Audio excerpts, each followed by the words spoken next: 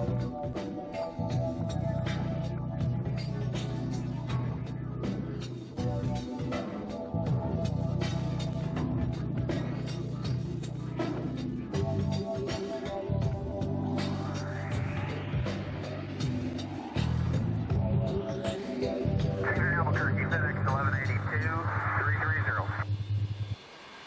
you guys don't know anything about some kind of a weather balloon or UFO that's out in the vicinity of Fort Sumner tonight, do you? Looks like it's 300 to 400 foot long, cylindrical, some kind of a strobe on it and everything else. Unidentified flying objects are not always seen from the ground. Increasingly, pilots are reporting sightings from the air, and they're prepared to talk about them. It was not an airplane, it was an object. An unknown flying object. We had someone call here earlier about a pilot spotting an unidentified flying object. Yep, that's us. It's tracking about 390 knots. We've been tracking it for about 3-4 minutes now. This kind of things is flying. For us, it's still being unknown traffic. And a lot of controllers in the world, they know about it. What is it that pilots and air traffic controllers are seeing? In Russia, a military commission that investigated the UFO phenomenon for over 20 years has arrived at an extraordinary conclusion. The final conclusion of this high-level commission was a recognition that there probably was an alien civilization present. I had a couple of aircraft reported something 300 to 400 foot long, cylindrical in shape with a strobe flashing off to the end of it. Oh. At 30,000 feet.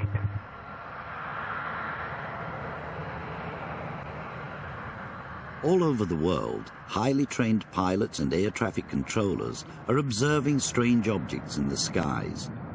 In the past, they've been reluctant to speak publicly about their experiences, but a growing number are now prepared to come forward. Captain Werner Utter was one of Germany's most distinguished commercial pilots.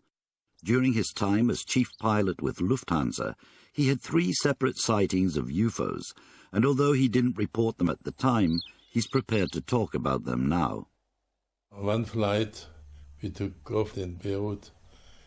Destination was Damascus first, and when we have passed the Lebanon mountains, I saw a light just ahead of our airplane. And suddenly this light came very fast towards us. First I thought it was an airplane, and this big light, it was 2 meters in diameter, and it was pulsating. It was standing between the inside left engine and the cockpit. Suddenly, after 1 or 2 minutes, this light went up like a rocket and disappeared.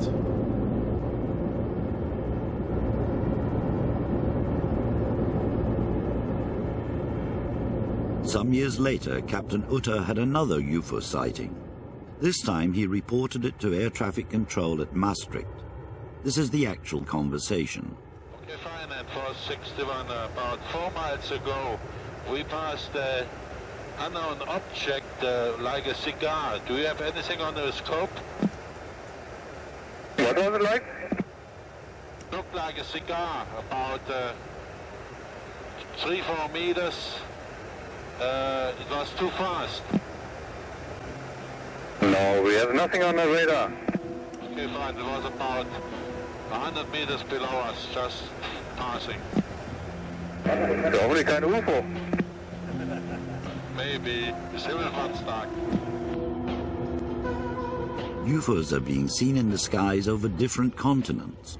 In February 1995, an American pilot encountered a strange light while flying over Albuquerque. Like Werner Utter, he too reported it to air traffic control. We were 37,000 feet, 100 miles from Albuquerque at night, and the whole cockpit just lit up, kind of this bluish green. And I thought air traffic control had put another aircraft at our altitude by accident. It seemed so close. And it was going thousands of miles an hour. I've never seen anything that fast. And so air traffic control got on, and we said, "Do you see anything on your screen?" And she said no. And then she asked the other airliners in the area, and they said, "Yeah, we see it too." And one guy said, "Oh, it must be space debris." And right when he was saying that, this thing, a big pulse of white light came from behind it, and it just took off at a 45-degree angle back up. And I got on the radio and I said, "Well, when does space debris or meteorites go back up?"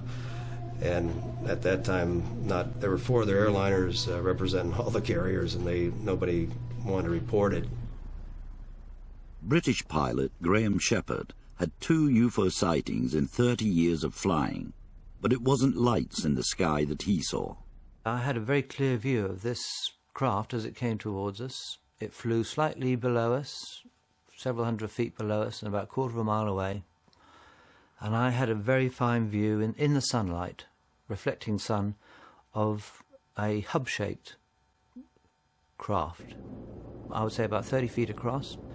It was quite distinct in its outline. There was a number of fair weather cumulus clouds around, giving very, very good depth perception, so that this was between us and the clouds that we were flying over. And once we got back to London, we discussed the whole sighting and came to the conclusion that we shouldn't report it because it would be detrimental to our career prospects. Looked like a cigar, about 3-4 meters. It was too fast. If pilots see something that is unusual and very strange, the chances are very high that it won't be reported. So my opinion is that there is a huge resource of experience and sightings that have never been reported.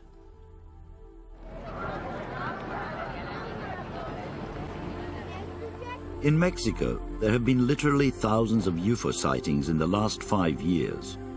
Although many may be tricks of the light or weather balloons, they're real enough to be causing concern to the pilots and air traffic controllers who see them on their radar screens.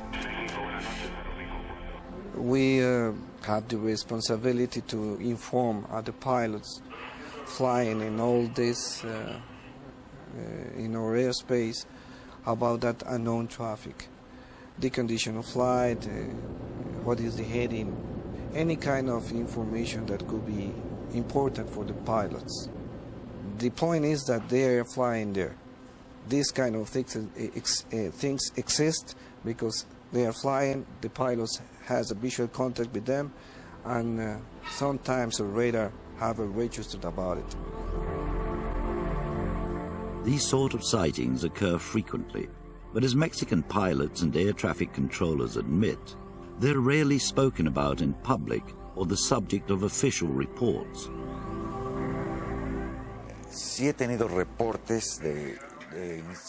In Mexico, there is no official record of these cases, although there have been pilots asking air traffic controllers for information when they've seen lights in the sky. But these sightings are not registered in official reports. That only happens when there has been an accident. One incident that was officially reported happened in 1994. Mexicana Flight 180 was approaching Mexico City Airport when a UFO was momentarily seen on ground radar. We detect 2 echoes close to this flight, but very momentary, just in a few moments, them disappear. But we receive phone calls 30 minutes before about that the people was watching something on top of the World Trade Center building. That building is located very close to the track of the final approach of runways 5 in Mexico. And in that precisely point, this object having a collision, apparently a collision with his landing gear. The people has visual contact in the building. That building is located in the track of the final approach of runways 5, and in that point, the aircraft has a collision. That night, as Flight 180 made its final approach, Captain Raimundo Cervantes was at the controls. This is the official recording of his conversation with the control tower.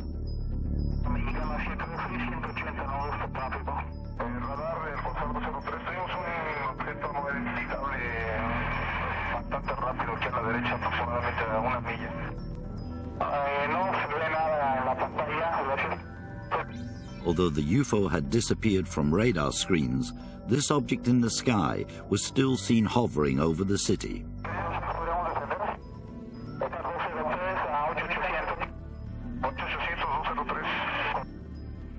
Flight 180 landed safely, but the crew were unsure as to whether they had had a mid-air collision. It was certainly close. We noticed something in the distance that looked like it was on a collision course with us, and this craft was coming towards us very fast. It really was a tense moment. The next day, when the plane was inspected, there was indeed some damage to an undercarriage. This was recorded as metal fatigue, but Captain Cervantes disagreed. I don't accept it. I saw it myself, and I know this wasn't metal fatigue. The object was very big, silver-colored and shining. That event was registered by the Mexican authorities. Our supervisor in this center, and many people knows about it. In South America, evidence from pilots and concern for air safety has prompted the Chilean Civil Aviation Authority to begin an official investigation into UFOs with the help of the country's Air Force. Este comité fue creado en octubre del año pasado a raíz de las evidencias. The committee was created last October because of the large amount of evidence that we have concerning anomalous phenomena. Analizando todos aquellos fenómenos que no sean normales. Since then, we have been analyzing any cases and reports that we get from technical staff, air traffic controllers and pilots.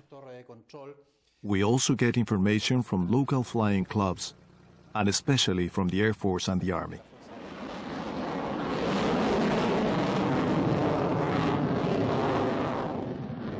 Squadron Commander Danilo Catalan, a top gun who trained at America's elite fighter pilot school, has had 2 encounters with UFOs while serving in the Chilean Air Force. We were flying in a training mission, an interception mission, 2 airplanes. All of a sudden, the radar ground control, called me, and they told me go to intercept an unknown traffic, maybe as civilian traffic, a commercial traffic flying in the military zone. We lock on the targets. All of a sudden, we saw a strange form, like a tube, like a Habano, like a gray cigar, a flat gray cigar. And the dimension may be like a commercial airplane, like a 707, 747, like that. All of a sudden, this object goes to the right in a hard turn, like a brake, with a 90 degrees, and accelerate more or less to 5 Mach. 5 Mach is 5 times the speed of sound. On the ground control was the same picture. Was the same. Was the first close encounter or encounter with a UFO report.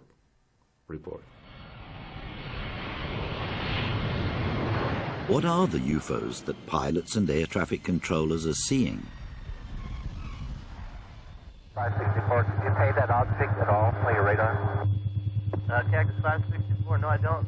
Talking to 3 or 4 guys around here, no one knows what that is.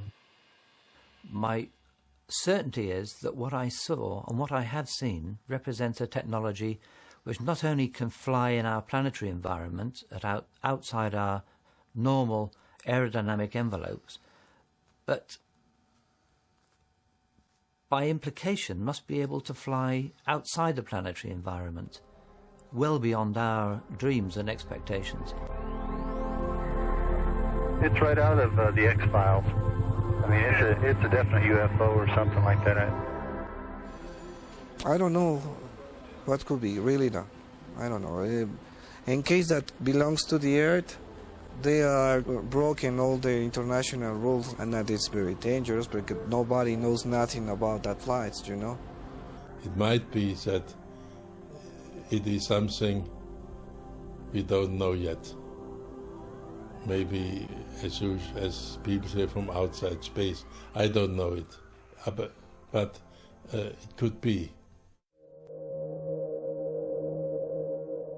But could pilots and air traffic controllers be mistaken? Is there an answer to the UFO phenomenon much closer to home that may be the best-kept secret of the century?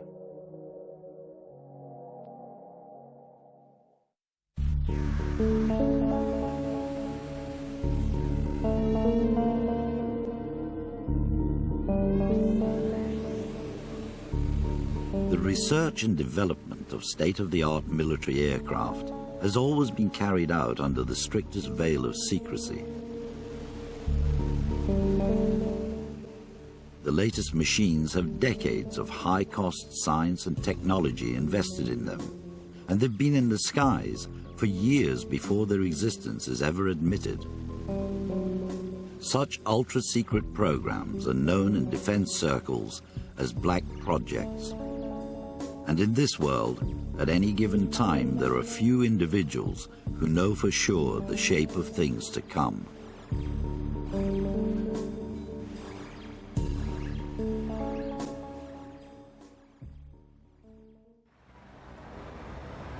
In Washington, an organization that studies black projects is the Federation of American Scientists.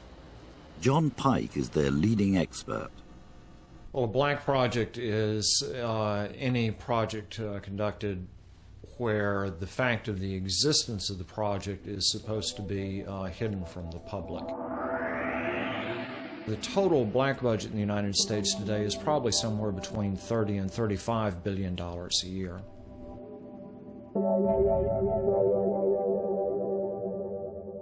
The end products of black projects invariably have a long lineage. The Northrop Flying Wing of the 1950s is a direct ancestor of today's stealth aircraft. High levels of secrecy make it impossible to know for certain what may have been in development at any given time. It's possible that there existed in the past exotic aircraft whose design and flight characteristics still remain a secret to this day. Are there any that might fit the description of the UFOs that pilots have been seeing over the years? They didn't tell us about the U-2. They didn't tell us about the SR-71. They didn't tell us about a lot of aircraft even during World War II. At one time, the P-51 was secret. The Thunderbolt was secret when they were originally testing them. In other words, it wasn't widespread knowledge. Jack Pickett is the retired editor of an Air Force magazine. He claims that while working at an air base in the 1960s, he saw previously unknown aircraft that may well explain flying saucers. We saw some aircraft parked at the end of a runway, and I turned to my partner and says, "Did you see what I just saw?" And he says, "I sure did." I says, "Those are flying saucers." He says, "That's what they look like to him." Jack Pickett made from memory his own scale drawings of what he saw that day in 1967. They were a disc-type aircraft, flying wing, circular. They had the pilot compartment dead center, and they had the tricycle landing gear, and there was no they were jets. 3 of them had what looked like twin jets on them with the exhaust coming out of the bottom. I later got to walk right around them. And the big one looked like 4 jet intakes, 2 on each side of the main fuselage. and 4 exhausts out of the bottom. There was no mistaking them as anything except a flying saucer-shaped aircraft. Pickett says he was given permission by the base commander to ask questions about the aircraft he had seen for an article in the magazine he was editing. The very first question I asked him, I says, "Are these the flying saucers everybody's been hearing about?" He says, "Yes, they are." So I asked him, "Are these the aircraft that caused the Roswell publication stuff?" He says, "Yes, they are." I says, "All this stuff about aliens and things, they come from your aircraft?" He says, "Yes, we had accidents." So I asked him, "Well, obviously this type aircraft had to be for some specific use." I says, "Were they spy planes?" He says, "Yes." "Over Russia?" He says, "Yes, but you cannot print that." And I don't know whether I should even say that over this film or not. Apart from his own account, there are no official records to corroborate Jack Pickett's story of the American military's flying saucers in the 60s. But there is evidence in this recently declassified Air Force document that saucer-shaped aircraft were on the drawing boards of America's Air Technical Intelligence Center 10 years earlier in 1955. It was called Project Silverbug and contained plans for the development of a vertical takeoff saucer-shaped craft capable of flying at high altitudes and supersonic speeds using a radial flow engine. However, there's no evidence that Project Silverbug went ahead. But tracing a possible lineage for saucer-shaped craft back 10 years earlier, there is a craft that fits the bill. In 1946, Thomas Smith was an engineer working on classified aircraft that were being constructed for the American Navy.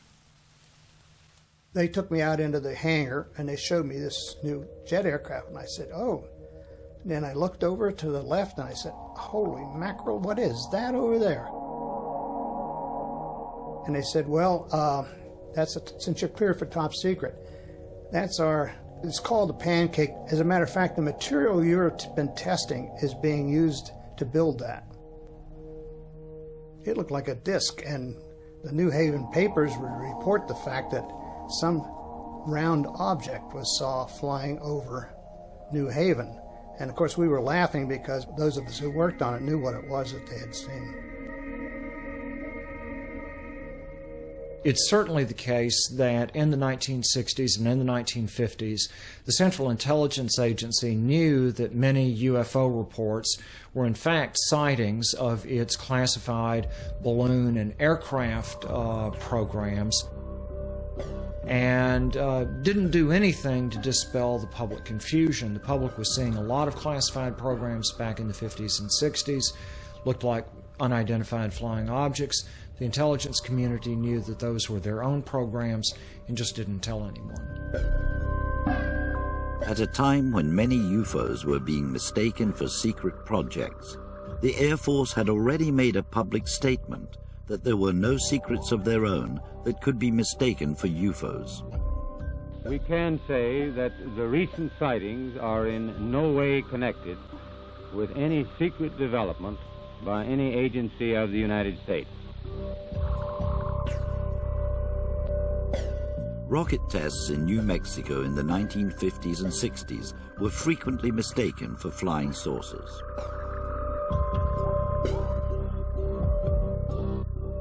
It's not inconceivable that at the height of the Cold War, the American military found in the UFO phenomenon a ready-made cover story for the many secret activities that they were involved in.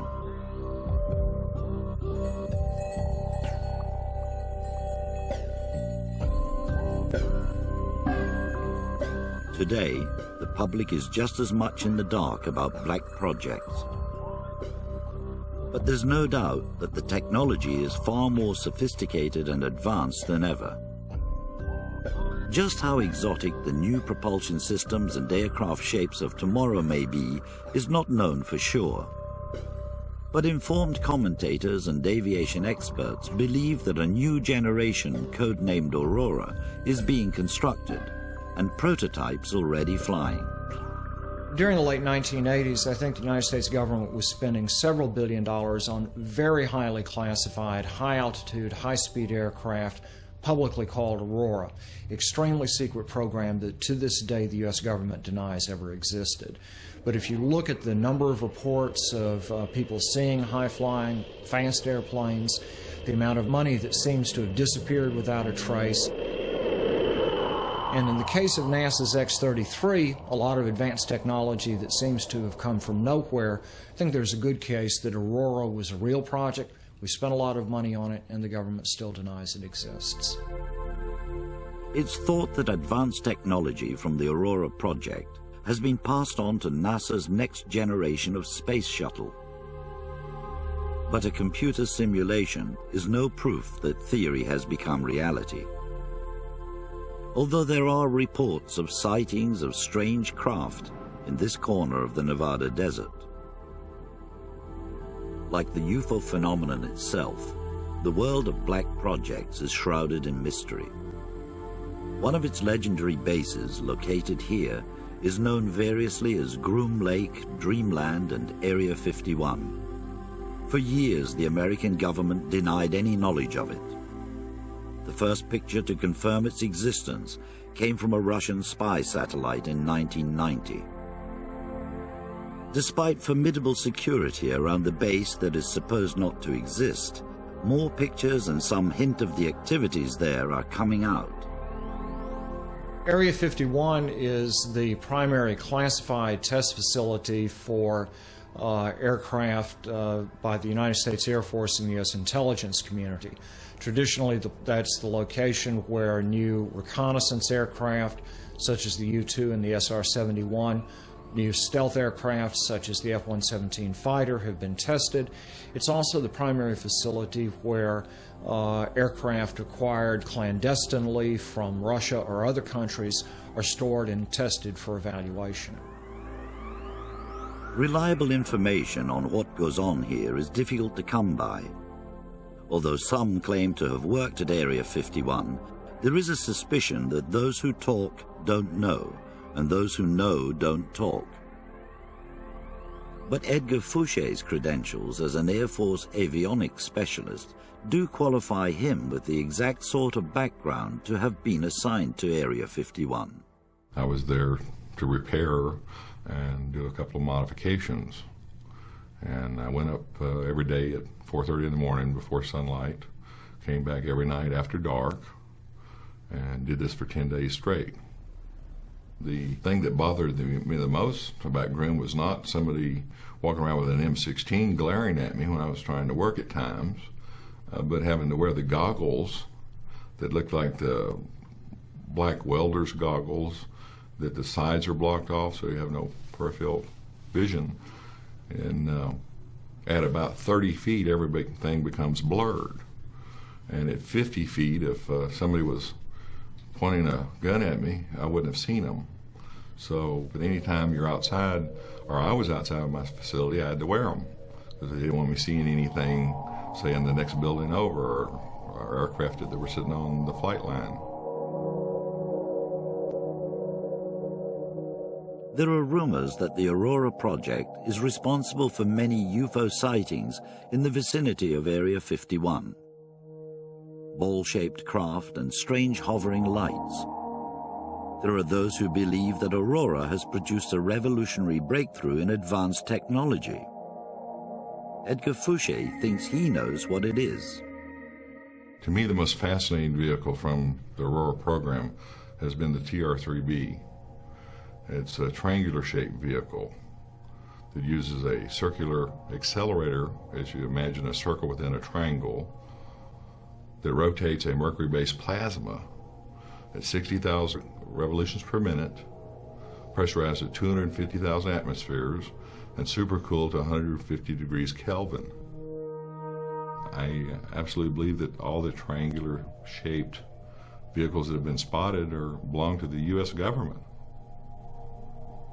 The only thing that could outmaneuver a TR-3B would be the things we copied it from, which would be alien vehicles.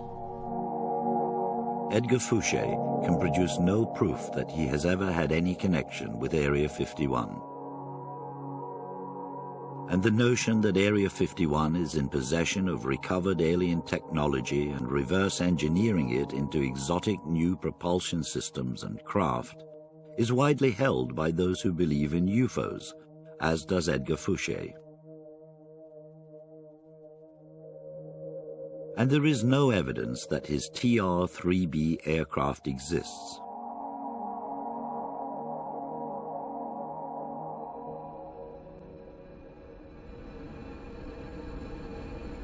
Except that in recent years unidentified triangular craft with a pulsating light in the center have been seen in various locations around the world.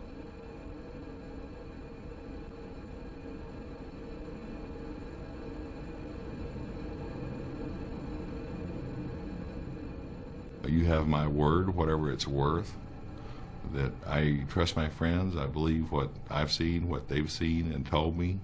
I believe this technology exists. I'm absolutely convinced. Fact or fiction? Can black projects such as Aurora and its predecessors be the answer to what pilots and others have been seeing around the world over the past 50 years? Back in 1967, I have absolutely no doubt that there was no military craft of that shape and that capability flying.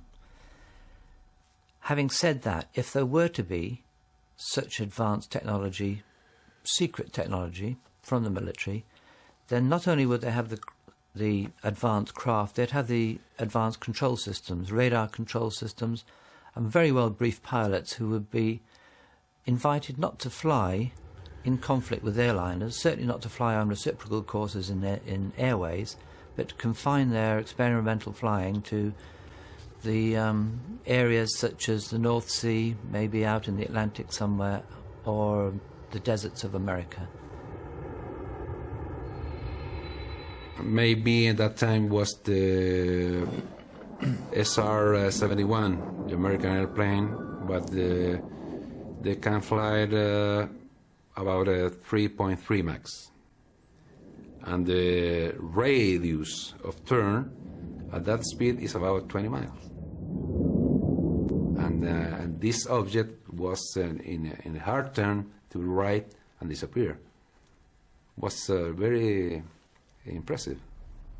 I don't think it's a secret weapon or something like that. It was not an airplane, it was an object, an unknown flying object.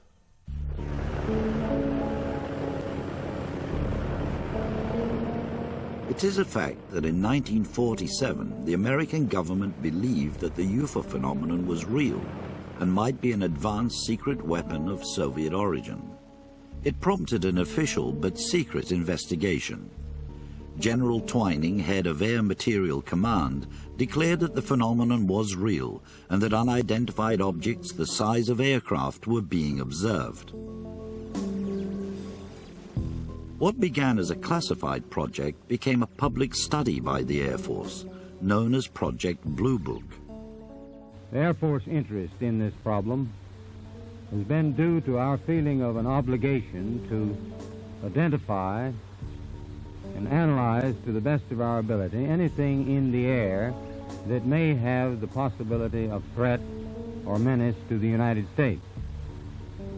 We have received and analyzed between 1,000 and 2,000 reports that have come to us from all kinds of sources.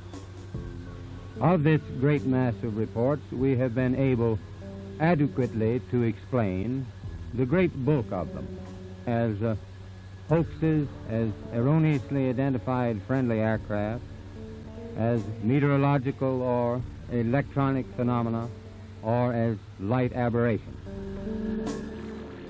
The Air Force's investigation into the UFO phenomenon officially ended in 1969. But Blue Book's principal scientific advisor, Dr. J. Allen Hynek, a professor of astronomy, continued to study the phenomenon. Hynek had started out a skeptic, but later became convinced that some UFOs were both real and extraterrestrial. When the Air Force asked me way back in 1948 to act as their astronomical consultant, I thought it was just, well, I did it as a lark, essentially. Mm-hmm. And what was it then that changed your mind? Just the mounting mass of evidence from not just this country, but from countries all over the world. In fact, well, we have a count now from 133 different countries in which essentially the same things have been reported, you see. In fact, however, some astronomers... Dr. Alan Hynek remained a believer until his death in 1986. Today, the American Air Force claims it's no longer interested in flying saucers. But there is a widely held suspicion that they may not be telling the whole truth. Another superpower has studied the UFO question at an official level and with military assistance. Unlike the American Air Force, they have come to some startling conclusions.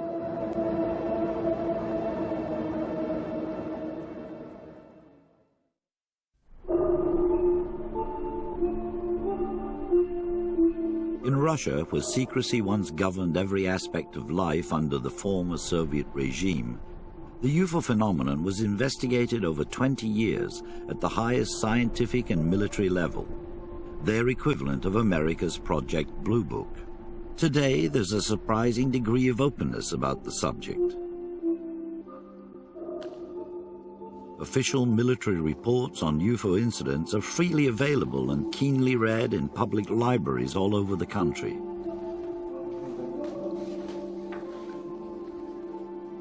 This latest booklet, published in 1998, was compiled by military authorities. It records nearly 500 cases during a 12-month period, including one of the best recorded sightings of recent times. It happened over St. Petersburg in the winter of 1997, when a series of mysterious lights appeared in the sky over the city.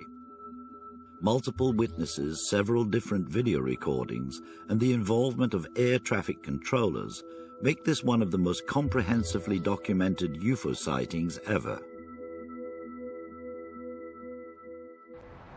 The St. Petersburg incident was officially investigated by Captain Pavel Surchenko, a Russian naval officer. The incident that we're interested in today took place on the 19th of February 1997 and was seen in a variety of different places in and around St. Petersburg. It began at 7 in the evening and went on until about 7:20. At 3 minutes past 7, they started to see the UFO at Poklova Airport. Air traffic controllers who were monitoring the runways saw it from the control tower where they were working that night. On the 19th of February in 1997, I was a witness at the time to an unidentified flying object. That evening, I was working in the control tower and the incident took place right in front of my eyes. I began to make some notes about what was happening, the weather conditions, the time of the sighting, and the sequence of events. As I was watching it, I started to make some sketches. Little bright dots were flying up towards this group of orange-red lights from the left. And about 4 minutes later, the lights seemed to go away, but within another couple of minutes, the lights had reappeared. Now, the shape of the lights had changed, so I made a sketch of that as well. And gradually, these lights began to move about among themselves. Some of the others saw the UFO through their binoculars. I was able to keep track of the lights so that I could make some notes. Although I was directing air traffic at the time, I kept in touch with the people working beside me. One of the aircraft was out on the runway, so I asked them if they could see a UFO, and they confirmed that they could.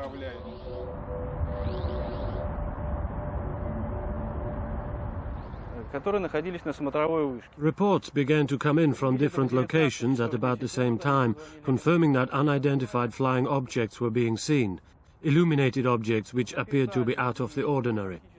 Several of the eyewitnesses managed to photograph this phenomenon and also to get video with amateur video cameras.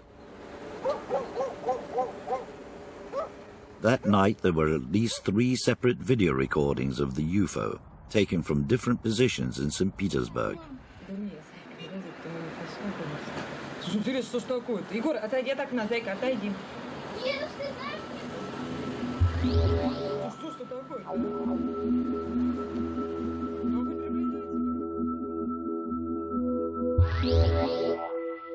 Yuri Arzamatsev, a young economics student, was one of those who managed to photograph the lights in the sky. I went into the kitchen and saw orange-colored lights and thought it was a UFO. Why a UFO? Well, when I was a child, I was interested in UFOs and cut articles out of the newspapers. I remembered how I used to follow the subject, and it immediately occurred to me that this was an unidentified flying object. One reason was that the lights appeared to be quite high in the sky. It was dark and the lights were clearly visible above the line of the horizon, and higher up there were some very bright lights which had not been there before. I thought it must be a UFO and that I should get my camera and try to film it. The Arzamatsev family had all witnessed the lights, but like everyone else in the city, they had no idea what they might be.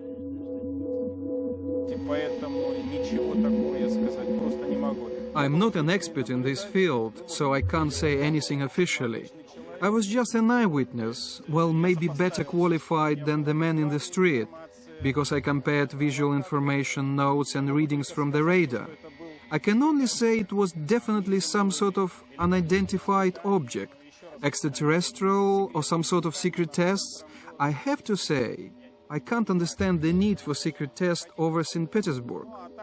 But to say that it was evidence of some extraterrestrial civilization, it would be interesting to say yes, but I really don't know enough to be able to make such a statement.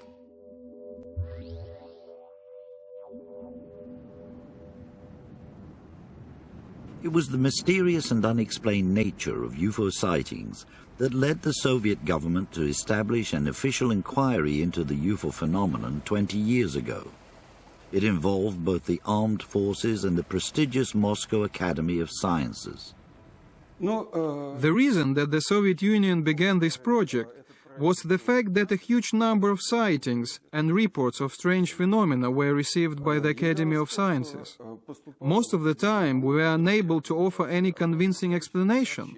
No one knew what it was that people were seeing.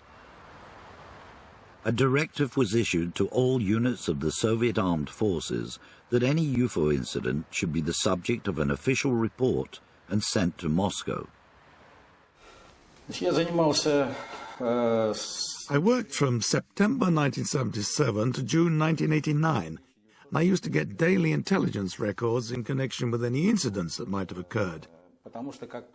Throughout this period, I eventually discovered that the official number of reports amounted to some 7,700. One of these cases occurred in the town of Tver, outside Moscow and close to a military base. The incident was caught on camera by 2 schoolboys. It was then reported to the military authorities, who launched an official investigation under Major Beloychik. On the 4th of November in 1991, at about 2 o'clock in the afternoon, a UFO appeared towards the right-hand side of the village. It first of all flew past the river Volga and then hovered around this sign. It made a turn and then banked several times until it changed direction and landed on the opposite side of the river. After that, it took off and flew away in the direction of the buildings.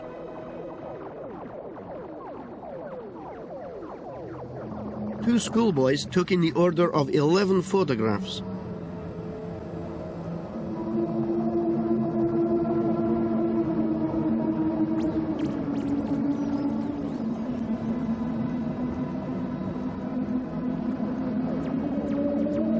I've studied those events and investigated them thoroughly. I took the negatives and sworn statements to Moscow for expert opinion. The result of all this was that the sighting ended up being confirmed as authentic.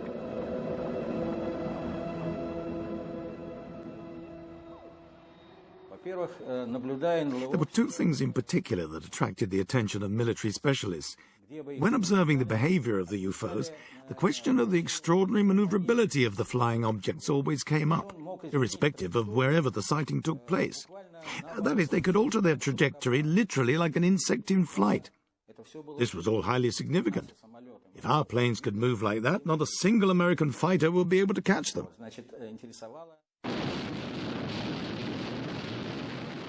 During the Cold War, rocket tests undoubtedly accounted for some sightings reported by the public. But there were a number of cases that could never be explained, even by the military.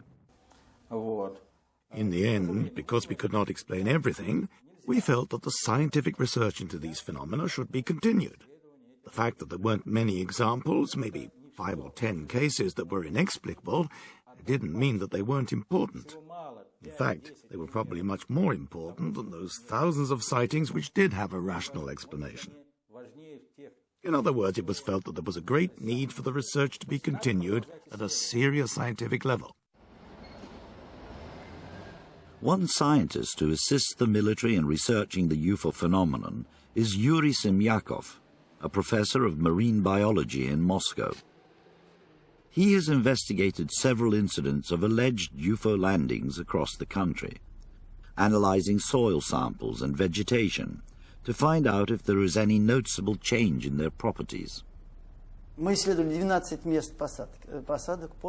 studied more than 12 landing sites in the vicinity of Moscow, and I also examined a number of sites from which samples were actually brought.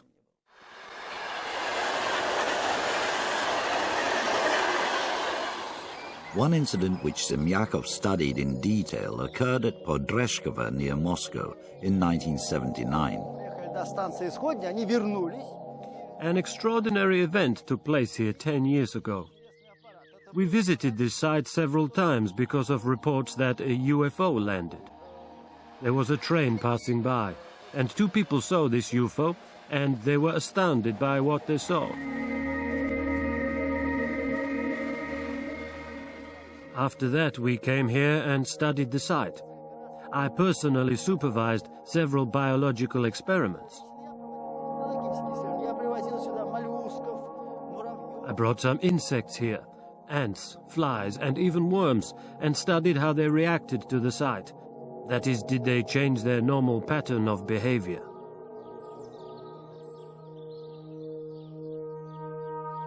Something very interesting happened to the vegetation. It dried up.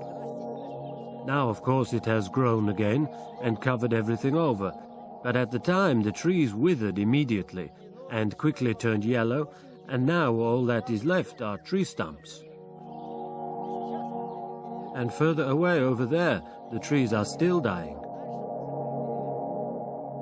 After more than 10 years of scientific study, what conclusions can be drawn in answer to the UFO mystery? This is an extremely difficult question to answer. I can't just say they were alien spacecraft, although such an explanation cannot be ruled out. It's possible, as many people think, that there are several different solutions to this entire phenomenon. While scientists like Yuri Semyakov continue to collaborate with the military in the search for possible solutions to the UFO phenomenon, a surprising conclusion was reached by a separate investigation that the Russian armed forces carried out. One officer who was closely involved with this special investigation is General Vasily Alexeyev. Today he is in charge of space communications. General Alexeyev was ordered to review all reports on UFO incidents that had occurred at secret military bases in the Volga steppe region. I can say one thing briefly and clearly. This investigation was carried out by our military forces with the assistance of the Academy of Sciences and the secret services. This took place at one of the secret bases in the Volga steppe, a location where the phenomenon itself was frequently seen. It was proved conclusively and also reported that in the end there could be no question of secret weapon tests. They were not yet that far advanced. which leaves the question as to what all this could be. Despite the fact that there was a great deal of apprehension about using this phrase, the officials who were responsible for this high-level commission felt obliged to report that in the end there probably was an alien civilization present. The commission came to this conclusion, even though it was realized at the time that such an idea was a difficult one to put forward.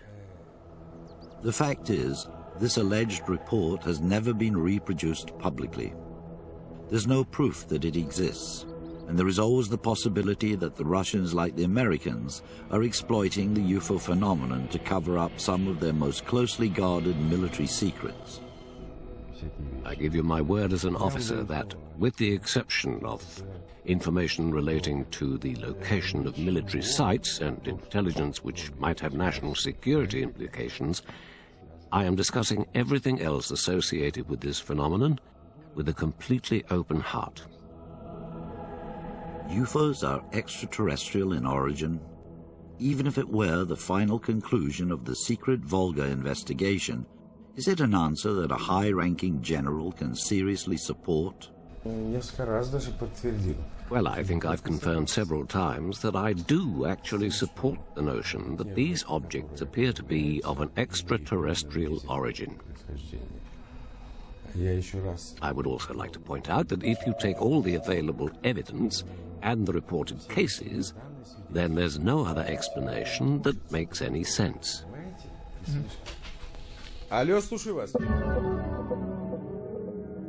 Next week in Riddle of the Skies, we take a scientific look at physical evidence which could prove whether alien spacecraft have ever visited Earth. This bismuth magnesium layered material still remains an unknown. No one seems to know what the function is, and no one has been able to explain this wavy pattern. Will analysis of this picture produce the first real proof that ET is here? I can't claim 100% that these things I'm photographing are extraterrestrials or what, but I do know they are what I actually photographed and what I saw with my eyes. Can the experts provide the answer? We were asked to listen to the stories about UFO sightings, UFO phenomena, UFO evidence, especially those areas where there's some physical evidence, and consider it and include what our considerations are in the final report.